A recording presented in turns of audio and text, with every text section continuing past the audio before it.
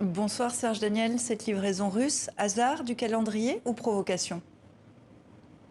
Oh, disons, il y a quand même un hasard probablement du calendrier parce que le ministre malien de la Défense a précisé que ces armes, ces hélicoptères avaient été commandés depuis décembre 2020. C'est quand même important. Donc, décembre 2020, il n'y avait pas encore la crise qu'on a aujourd'hui entre Paris et Bamako.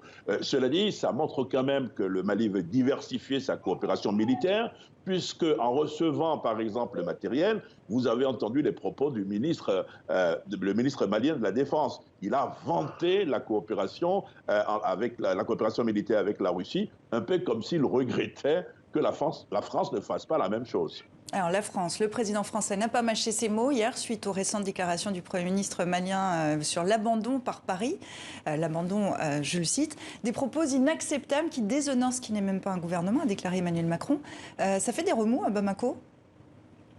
Alors officiellement, il n'y a pas encore de commentaires. On a parlé de l'ambassadeur de France qui aurait été convoqué au ministère malien des Affaires étrangères. Ce n'est pas du tout vrai. Il n'y a pas eu de réaction officielle, mais dans les couloirs, les officiels disent quand même qu'ils sont étonnés des propos du président Emmanuel Macron. Ce n'est pas un discours à tenir à des amis, dit par exemple un officiel malien. On attend peut-être une réaction officielle ici aujourd'hui ou ce week-end, mais on peut dire que les Maliens officiellement ne sont pas contents de la sortie du président Emmanuel Macron.